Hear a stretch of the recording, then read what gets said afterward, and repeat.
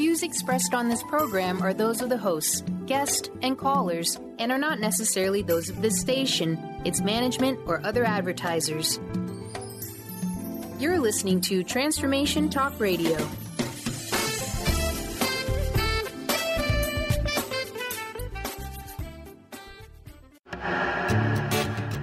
Get fired up for Spirit Fire Radio with your hosts, Dorothy, Riddle, and Steve Kramer. Get ready to shine the light on universal spiritual principles and uncover ways that ageless wisdom can guide you in cultivating consciousness in these modern times. Bring purpose to your life through practical spirituality and add to your awareness with Spirit Fire Radio. Now, here are your hosts, Dorothy, Riddle, and Steve Kramer.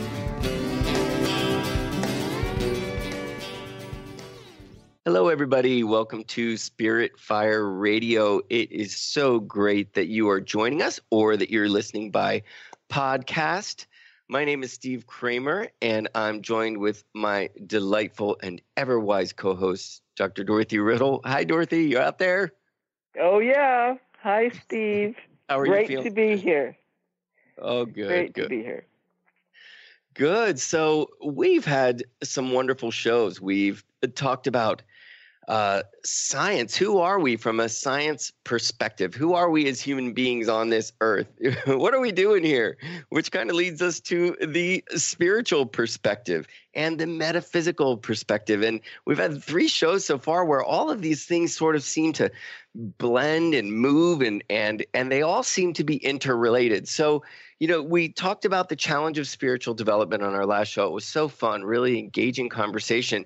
And so this show, we want to talk about how you can reach your spiritual potential. How do we actually get there? How do we make the most of this human experience as spiritual beings, right, Dorothy? Mm-hmm. Absolutely. Absolutely. And I think when we talk about service, which is where we left off last time, this is a topic that's often misunderstood. It's often equated with volunteering, which doesn't mean that you can't serve as a volunteer. But service is about an expression of our interconnection with other people, our recognizing that we are all part of a whole and that we need to function in a cooperative and collaborative manner and express the respect and caring and compassion that we have for others.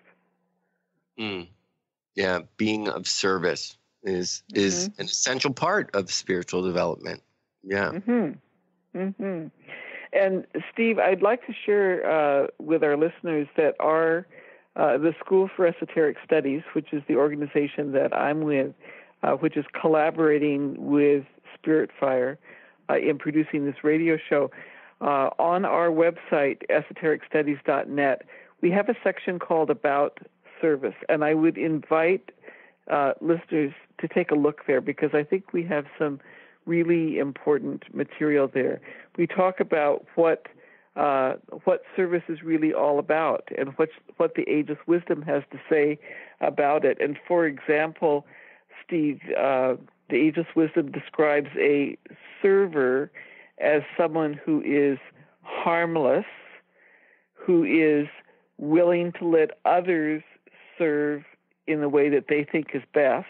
And of course, that's part of harmlessness, is not trying to force somebody else down the path that you think they ought to go. And then third is joyful, which I think is an interesting addition to this.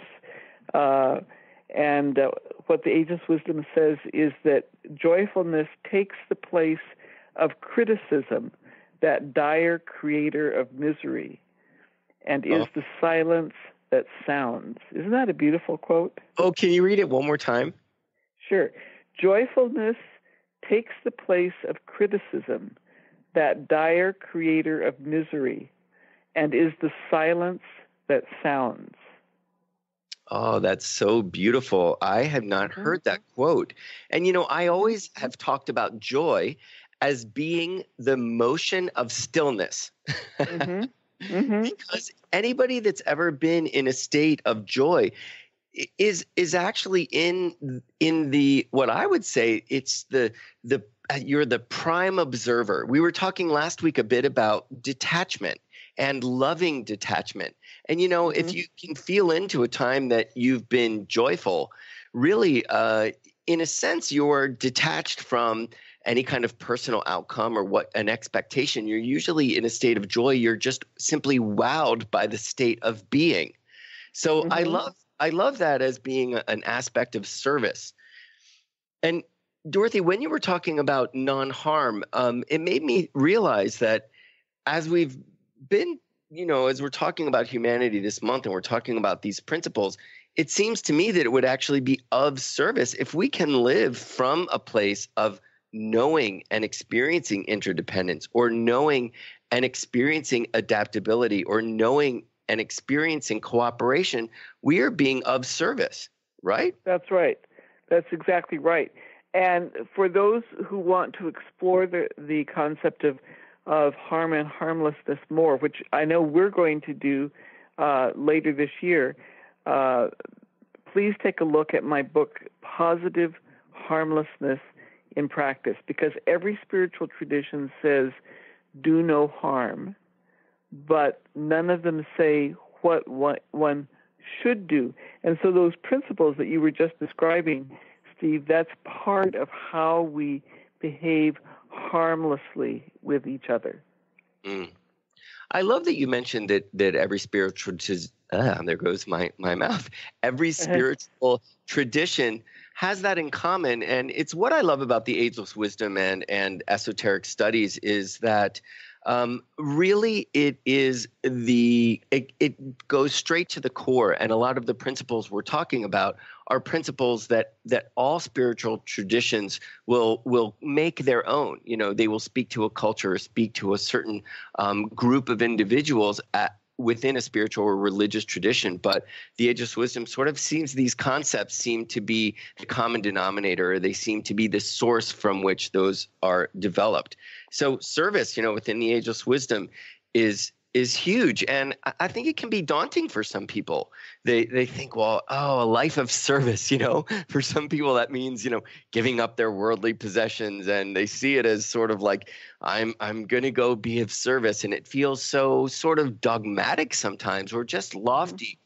When if you put it that simply, that to experience joy and make it a point to find joy and share joy, that is a service. Or to really live in a cooperative way, or even in your day-to-day, do you hit a wall, or do you feel resistance about a situation, and can you find a way to adapt?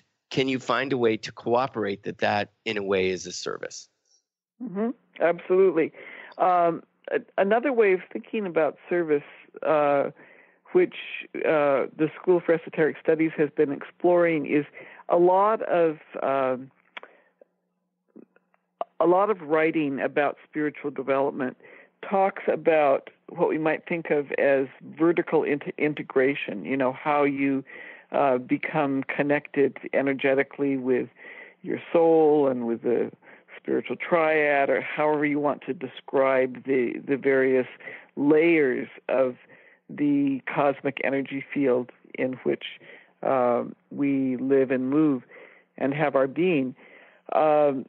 But there's another aspect. There's not just that vertical aspect. There's the horizontal aspect, and that, to me, is the plane of service that has to do with inclusiveness, more and more inclusiveness, moving from people that are in your in-group into, to include strangers, to include people that really you might find offensive. Well, then how do you make common cause with them?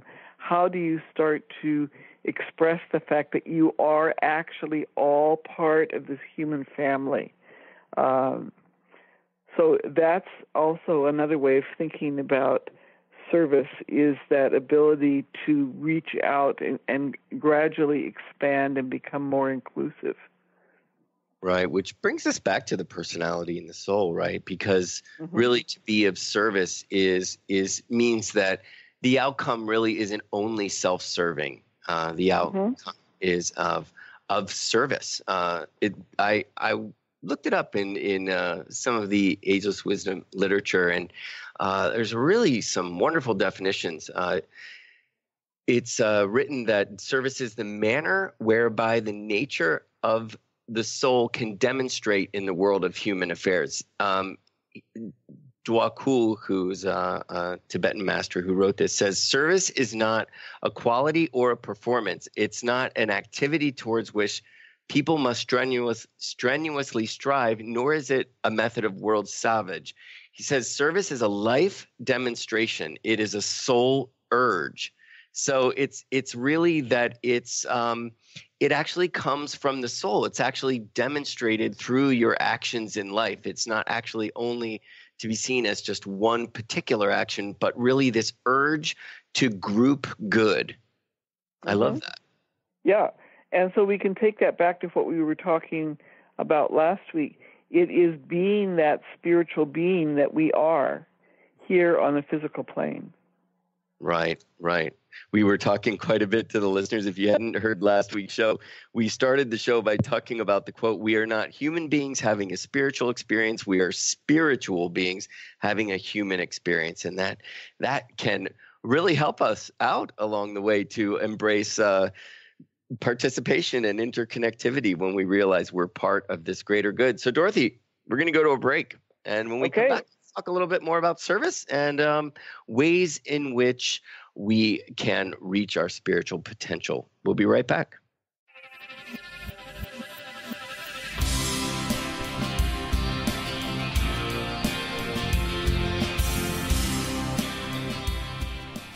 Tune in to The Jen Royster Show, intuitive guidance to inspire your life, each Thursday at 8 a.m. Pacific and 11 a.m. Eastern on TransformationTalkRadio.com. This amazing show is an inspirational hour that will take you on an epic metaphysical journey to discover the spiritual approach to life's greatest challenges. Dr. Jen is an internationally known intuitive counselor, spiritual teacher, and energy healer. Call in for intuitive readings and visit JenRoyster.com for more information. Get ready to experience Truth Talk Radio with host Deb Acker. Tune in to Truth Talk Radio each Wednesday at 3 p.m. Pacific on TransformationTalkRadio.com to illuminate the truth in your daily life as you experience life, love, and abundance from a whole new perspective. This hit show will leave you feeling lighter and bring you into a place of infinite possibilities every day in every way. Visit TruthTalkRadioshow.com for upcoming transformative topics and guests. Curious about the meaning of life?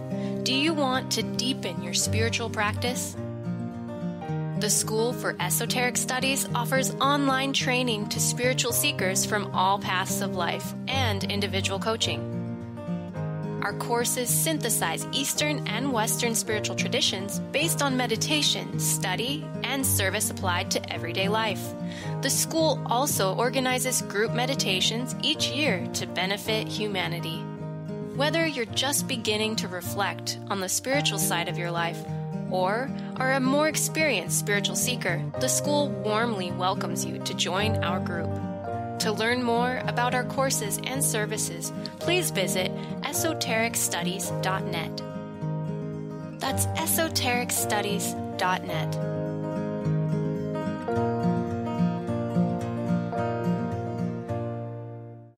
Are you looking for the perfect setting for your next workshop or retreat? At Spirit Fire Meditative Retreat Center, cultivating consciousness is what we do best. Our guests count on us to create an atmosphere that supports serenity and well-being. We lead from the heart and create space for the mind. Freshly prepared meals designed with local and organic ingredients, 95 acres of beautiful woods and pastures, and a facility built with green in mind. This is what you'll find at Spirit Fire. For more information, visit spiritfireretreatcenter.com. Tune in to Lucid Planet Radio with Dr. Kelly Neff. This hit show will illuminate your senses and empower you beyond your daily stressors and hardships. Renowned psychologist and author Dr. Kelly will captivate you with far-reaching topics and amazing guests as you wake to the greatest version of yourself. Learn to tap into your intuitions, think critically about our world, heal emotional and psychological wounds, and follow your passions to live your dreams. The Lucid Planet. Welcome home. Visit lucidplanetradio.com for more information.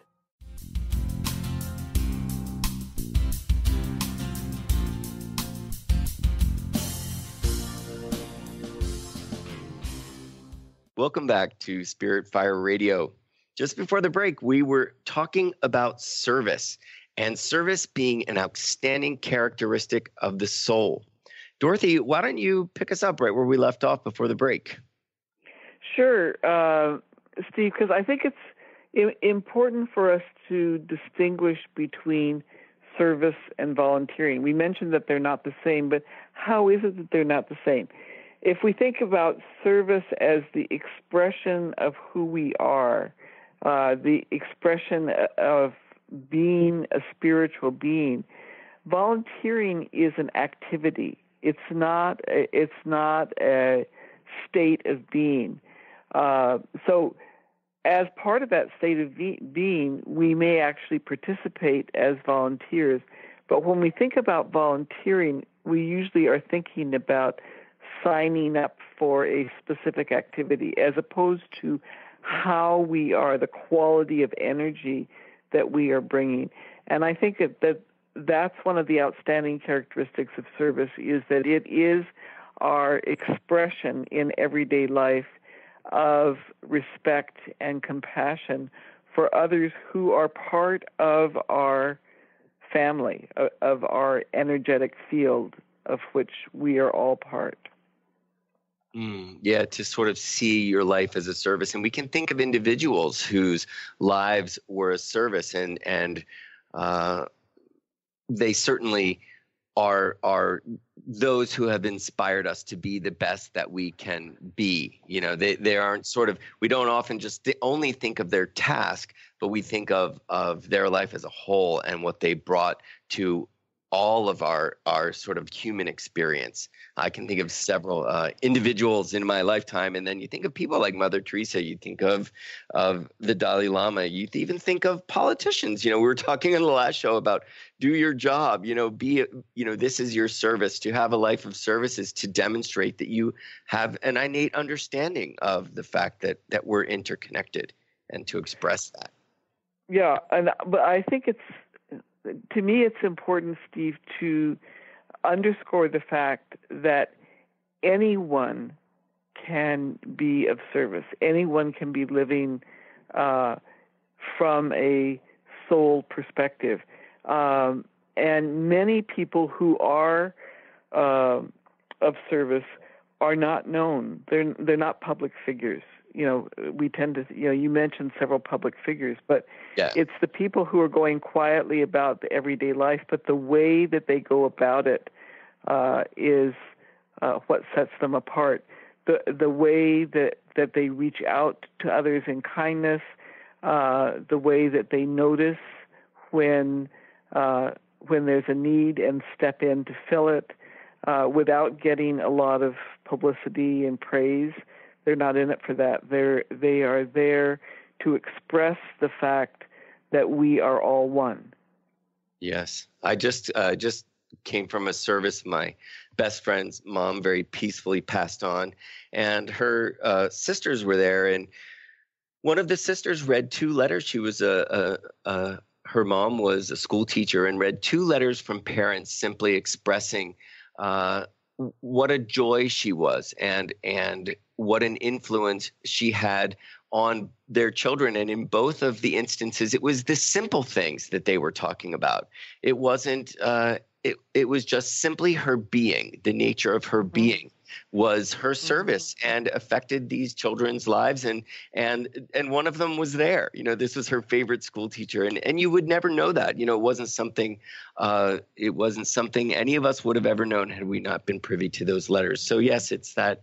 It's doing it for the greater good, huh? And not just for your personal satisfaction or for the spotlight. But, yeah, and maybe one way to help with the distinction is that service is about being the soul here on the physical plane, whereas volunteering is about doing, and with a focus on the activity and how effectively the activity is executed.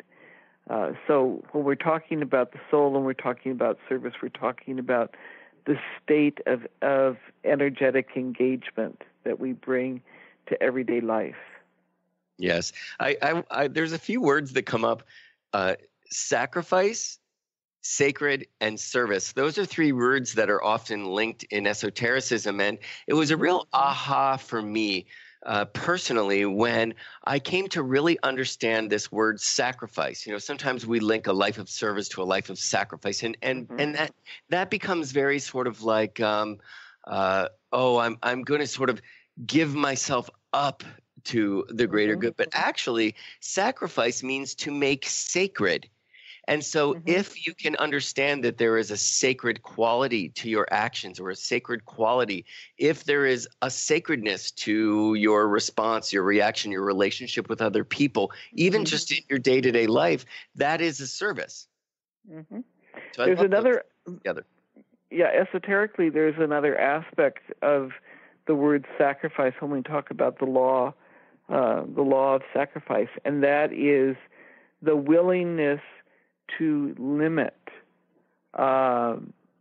which you can think of in terms of instead of coming only from my self-interest, what I want, what I think is good for me, me, being willing to put limits on that so that there's room for you and you and you and you and you. So, and that's the inclusiveness, right? The limitation on the self-focused energy, so that one can be with other people, because you can't be with other people if you're only focused on yourself. Yes. Well, unless you're a whole bunch of people being focused on yourself together, and boy, in that situation, and there's not a lot of service going on, right? Yeah. Usually a lip service, but that's about it. Yeah.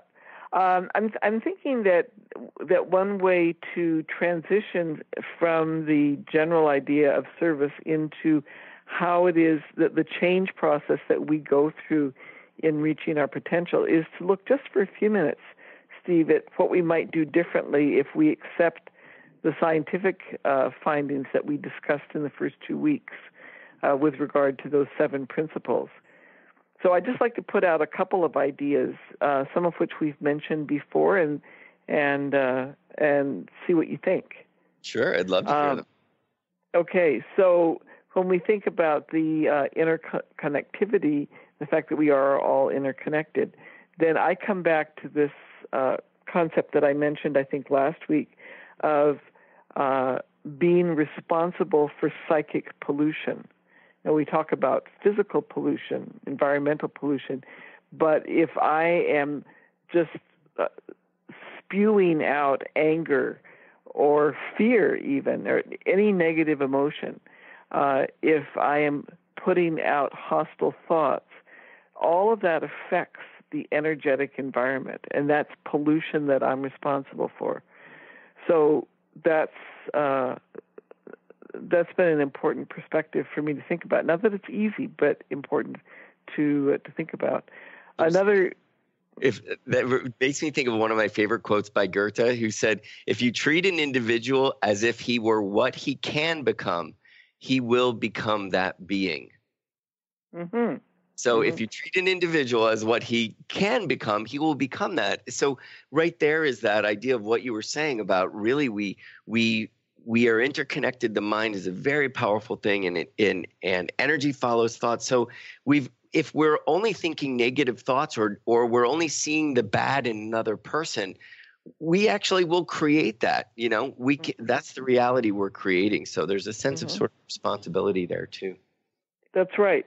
And to make it more concrete in terms of people's experience, I'm sure we can each think of times when our assumptions about someone else and someone else's motives has shaped what the interaction is. In other words, if I'm interacting with you, Steve, and I believe that you are a well-intentioned person and that you don't mean any harm, and you say something that I could take in a negative way, I'm going to give you the benefit of the doubt. I'm going to think, I don't think he really meant it that way. But if I see you as someone who is out for just themselves always trying to stick the knife in somebody else and show how they're superior, then if you say something that has a little bit of an edge, I'm going to interpret it in a very negative way. And it's going to be difficult for you to ever appear in any other way to me because I have that filter that I'm putting on you. Does that make sense? It makes total sense. And isn't it interesting how you can feel between those two different versions, that one is very contracted and finite, and one is more expansive and allowing. And we talked on the last show about detachment, and I find that to be a perfect example of that, is to say, well, okay, I'm going to see. It's you've detached yourself a bit from this expected outcome, which is very contracted and finite. So yeah, it makes perfect sense. And it's a wonderful exercise for us all. Dorothy, we're actually at a break. Okay. I hear more of this, and there are so many instances like this. I'm going to go on, and we've got a break, but there's so many instances. You're so full of these practical situations that we can use, and they're all throughout enough for us all. So when we get back, I want you to tell people a bit about your books as well. So we'll be right back after this break.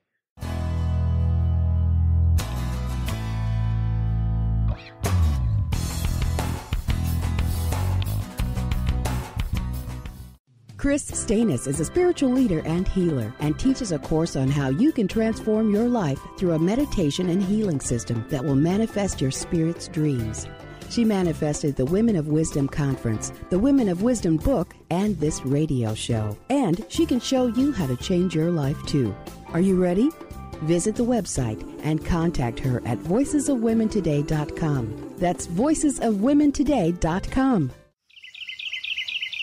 What if your body and mind were the compasses to the secrets, mysteries, and magic of life? Glenna Rice, co-host of The Questionable Parent, is inviting you to access all that is possible. Glenna is a 10-year certified veteran access consciousness facilitator who offers an amazing variety of life-changing classes and workshops. Work with Glenna from anywhere, with teleclasses and workshops all over the globe. To learn more and see Glenna's current schedule of events, classes, and workshops, visit glennarice.com.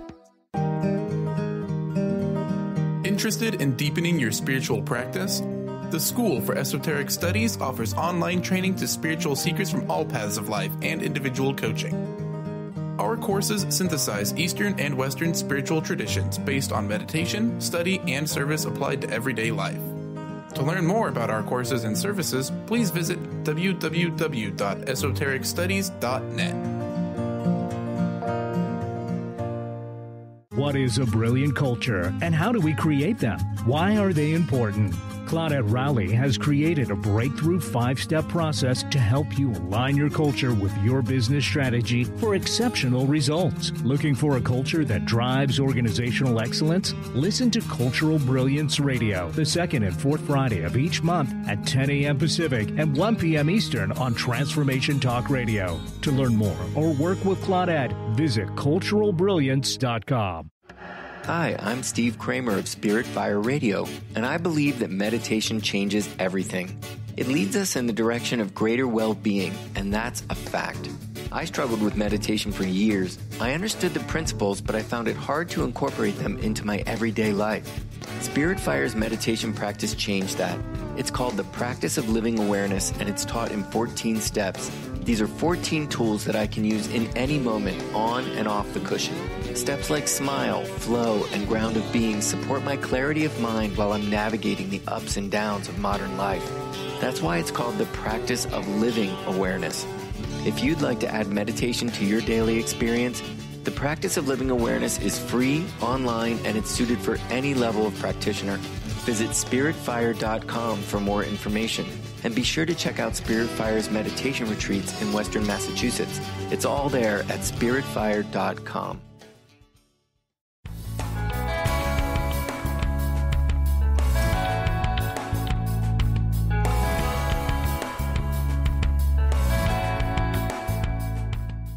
Welcome back, listeners, to Spirit Fire Radio.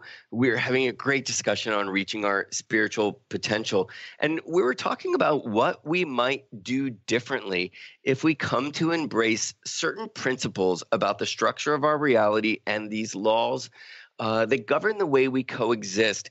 And we're spending quite a bit on this in this first month. We're talking about humanity and who are we and how are we. And I'm holding in my hand Dorothy's book. I hope you don't mind, Dorothy, just another plug, because as you talk about these examples and ways that we can really apply some of these concepts to our lives.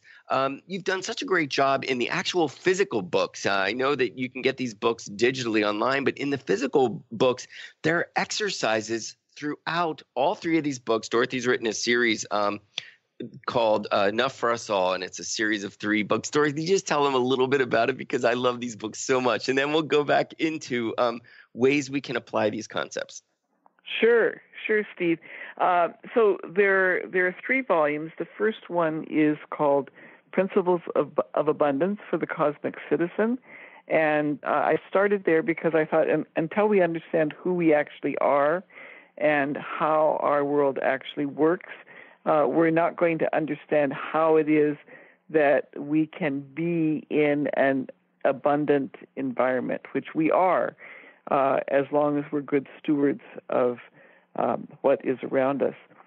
So that's the first book. The second book is Positive Harmlessness in Practice, because we don't have, what I would say from my study is we do not have a shared experience of harmlessness.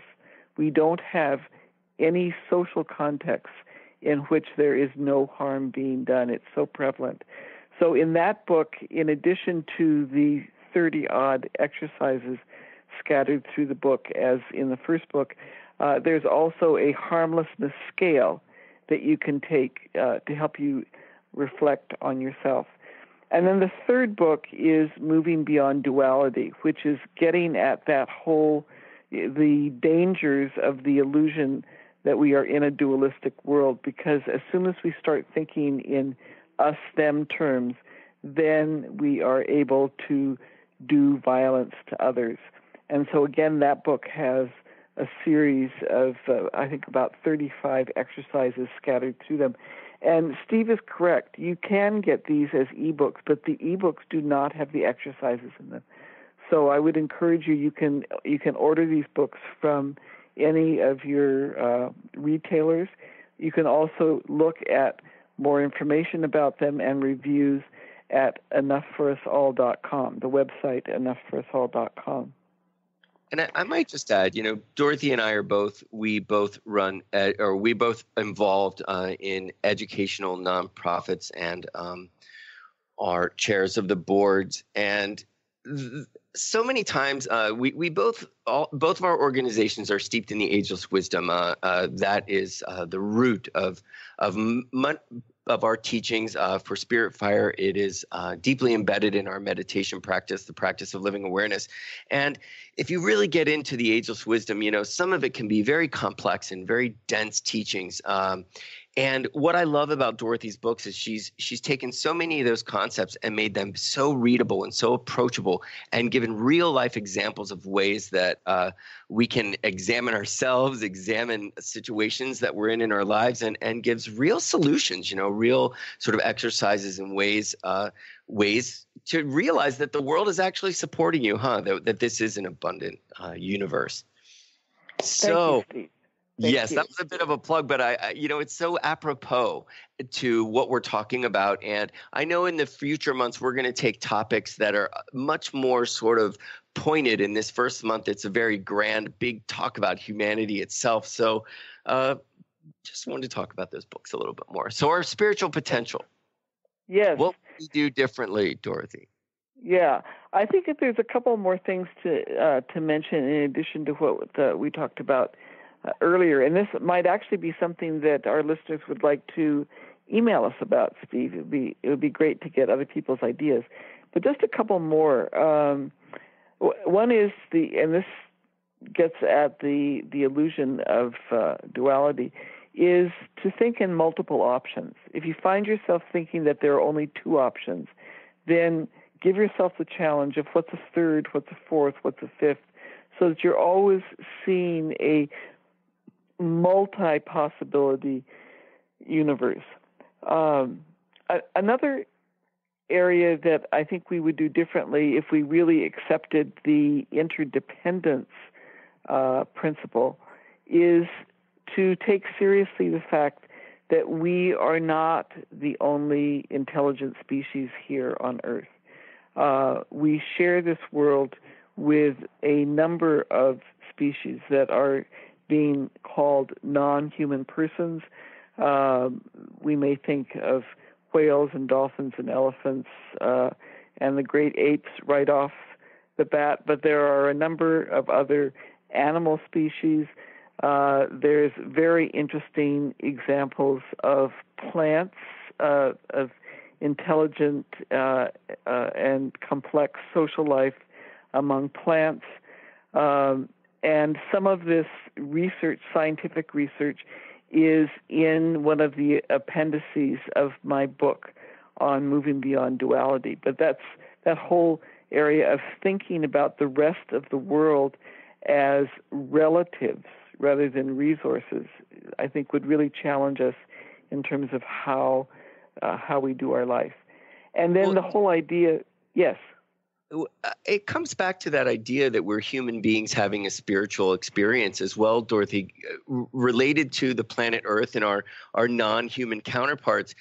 If this planet is here as an extension and as sort of a material manifest stage for us to be in these human bodies for this lifetime, to experience it all, well, really, we are a part of Mother Earth that has adapted and cooperated and has been proven to be we are interdependent with this stage.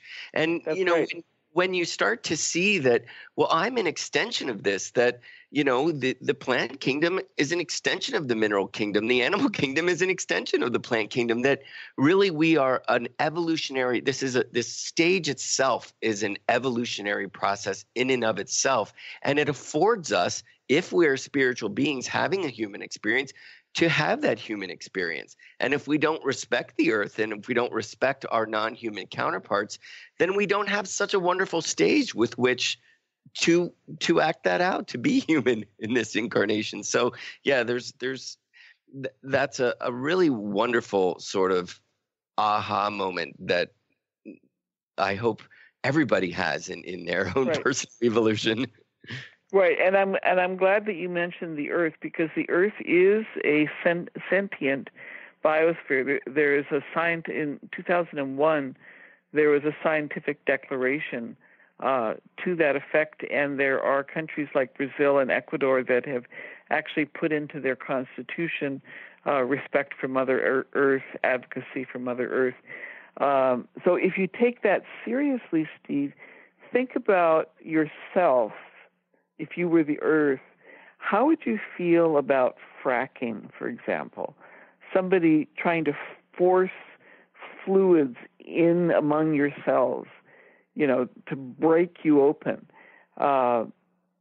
It really gives us quite a different perspective on what's happening in our environment and what our job is in how we relate to our environment.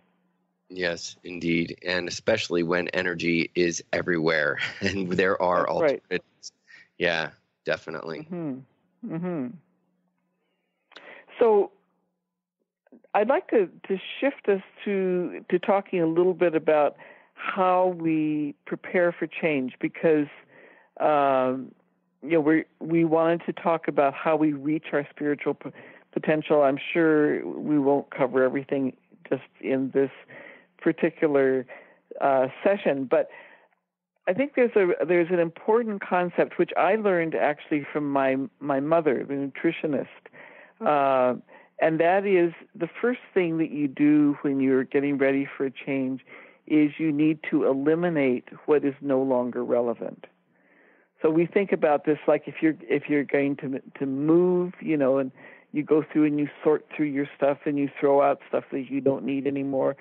On a physical level, if you don't eliminate, you will become so congested you can actually die from it. So we have to be able to release. We have to be able to let go. And oftentimes that's seen negatively, but it's actually a very important and positive stage in the first as a first step in the process of change. Well, I love that even you say that change is such an important aspect of reaching our spiritual potential, is preparing for change, because it's inevitable, right? I mean, change is really inevitable, and we are constantly evolving. So I always see it like a surfer on the edge of the wave, you know? It's constantly moving, it's constantly expanding. And that's the fun part of being here. That is the fun part of being here, is being on the edge of that constantly evolving consciousness. And so by understanding change and knowing that it is a constant, you're really cooking with gas when it comes to being on that cutting edge of consciousness and actually being implicit in the evolution of consciousness. Right, and I'd like to link that back to some of what you've talked about before in terms of being reactive, or we could say being proactive.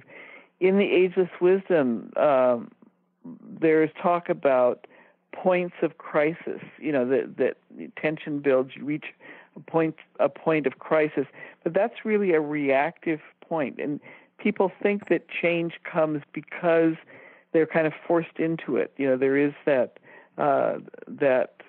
inevitability about having to do something. But the maturational process is to shift from points of crisis to crises of decision, which is, instead of having it happen to you, forcing you to finally make a change, is to choose the timing and the type of change that you are going to embrace. Crises of decision. Can you say a little more about that? So you mean that the crisis is only which decision you would make? That's right. That's right. See. Yeah. So it's a way of describing the proactive, right? That you recognize that you're at a point that has the potential for movement. So what direction are you going to move in? As opposed to waiting till things get so desperate that something has to give. And you're only in reactive mode, correct? That's right. Right. That's I see exactly what you're saying.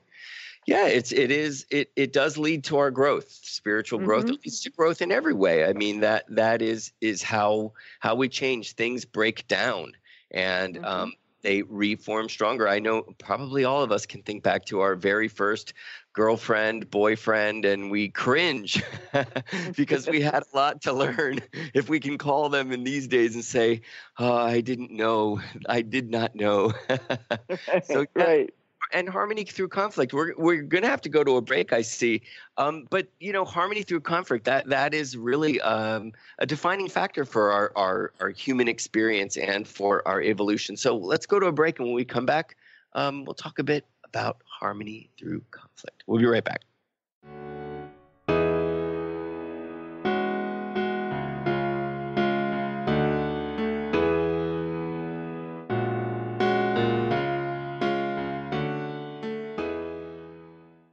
Tune in to Dynamics of Diversity Radio, scripting the new narrative for immigration with leading experts Kripa Upadhyaya and Steve Tanijo on TransformationTalkRadio.com. This show will remove the noise that often accompanies discussions on this topic and share a new perspective on the dynamics of immigration and diversity, ever reminding us that together we are all at the core of innovation, excellence, and positive change. Visit OrbitLawPLLC.com for upcoming topics.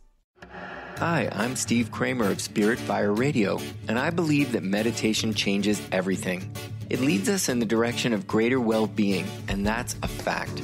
I struggled with meditation for years. I understood the principles, but I found it hard to incorporate them into my everyday life. Spirit Fire's meditation practice changed that. It's called the Practice of Living Awareness, and it's taught in 14 steps. These are 14 tools that I can use in any moment, on and off the cushion. Steps like smile, flow, and ground of being support my clarity of mind while I'm navigating the ups and downs of modern life. That's why it's called the Practice of Living Awareness. If you'd like to add meditation to your daily experience, the Practice of Living Awareness is free, online, and it's suited for any level of practitioner. Visit spiritfire.com for more information. And be sure to check out Spirit Fire's meditation retreats in Western Massachusetts. It's all there at spiritfire.com. Gifted intuitive healer and spiritual teacher Sarah Luce brings her unique style to the hit show Small Steps, Big Breakthrough Radio on TransformationTalkRadio.com. Tune in each month as Sarah turns reality on end and shows us how to experience expansive results with simple yet powerful steps. Expect an enlightening bend on what you currently believe is possible. For show details and upcoming topics, visit sarahloos.com. That's SARALOOS.com. Curious about the meaning of life? Do you want to deepen your spiritual practice? The School for Esoteric Studies offers online training to spiritual seekers from all paths of life and individual coaching. Our courses synthesize Eastern and Western spiritual traditions based on meditation, study, and service applied to everyday life. The school also organizes group meditations each year to benefit humanity. Whether you're just beginning to reflect on the spiritual side of your life or are a more experienced spiritual seeker, the school warmly welcomes you to join our group. To learn more about our courses and services, please visit esotericstudies.net. That's esotericstudies.net.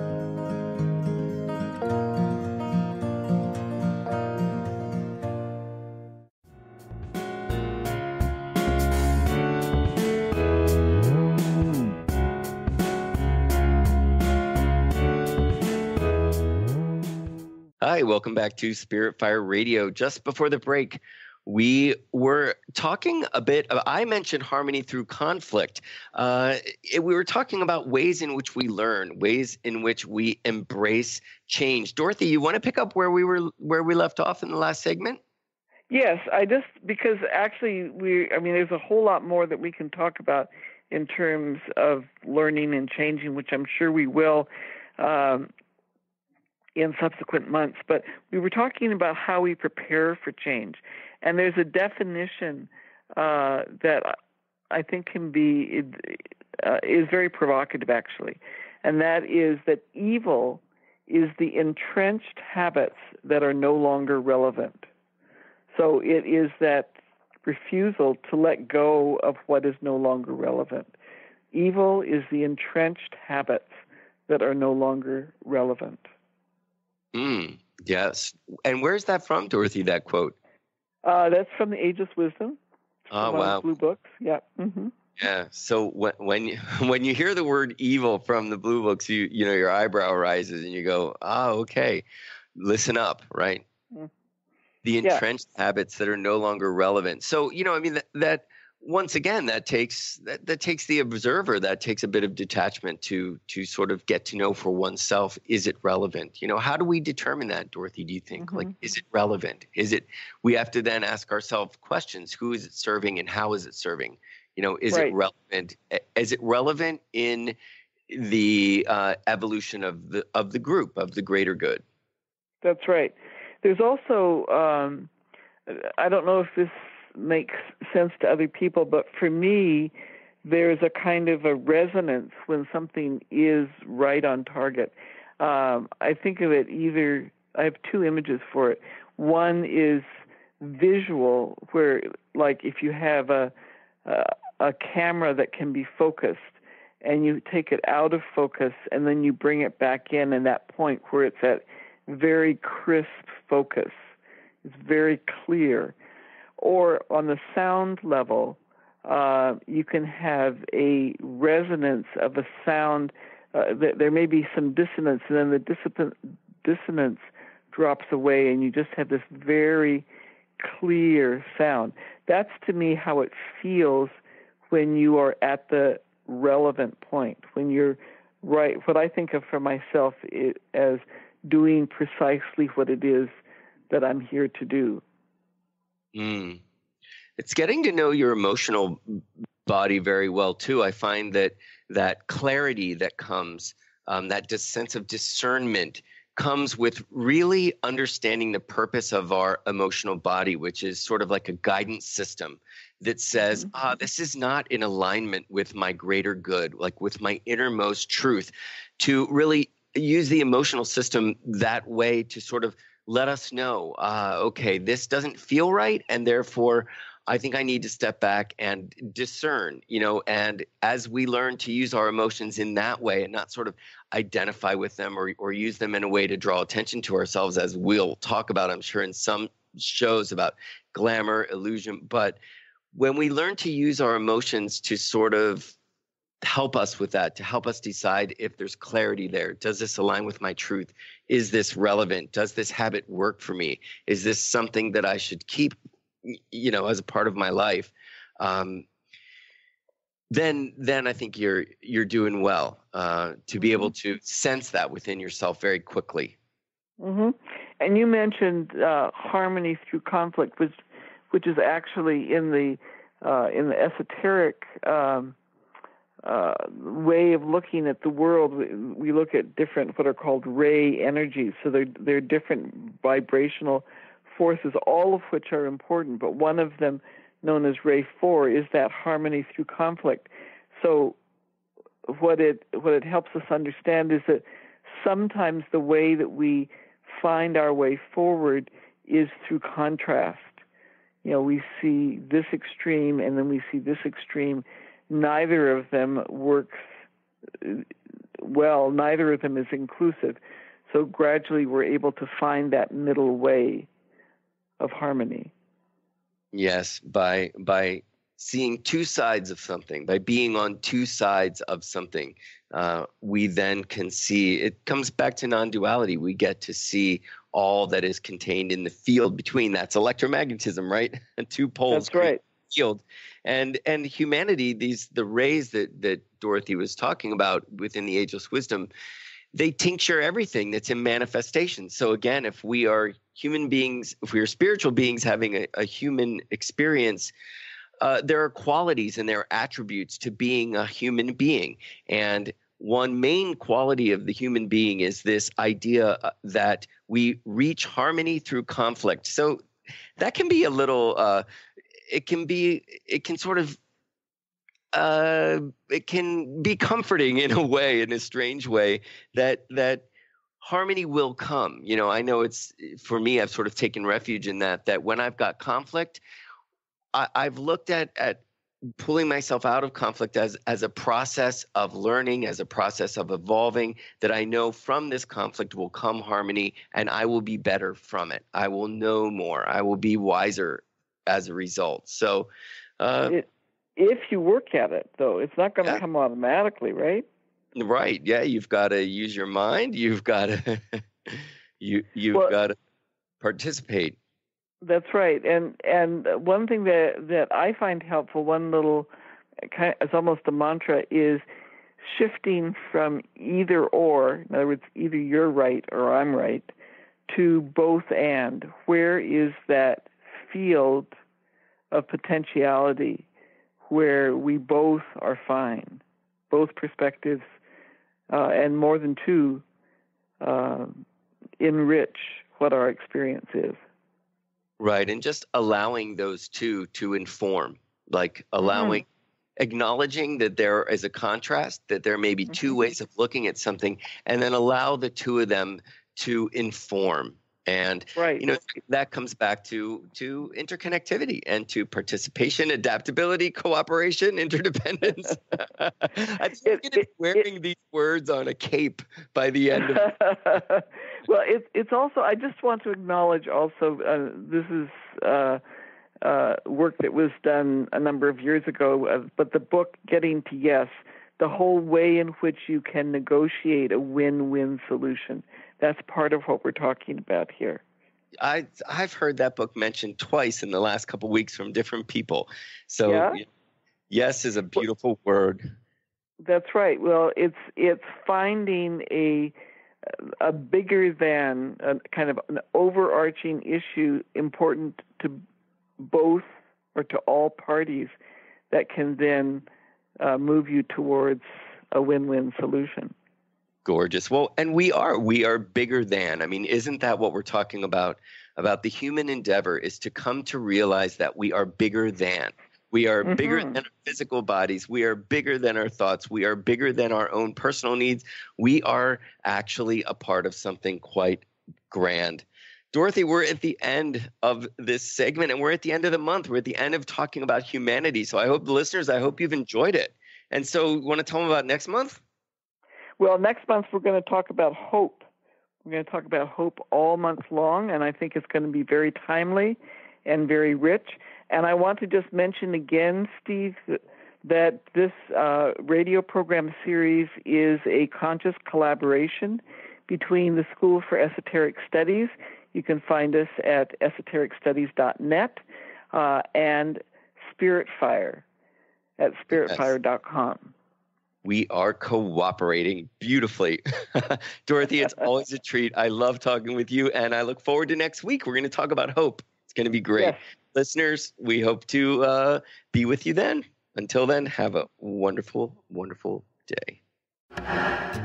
Thank you for listening to Spirit Fire Radio. Tune in each Wednesday at 9 a.m. Pacific, 12 noon Eastern for your weekly guide to purposeful living and practical spirituality. Join hosts Steve Kramer and Dorothy Riddle as they shine the light on universal spiritual principles and uncover ways that ageless wisdom can guide you in cultivating consciousness in your everyday life. Add to your awareness with Spirit Fire Radio. To learn more, visit spiritfireradio.com.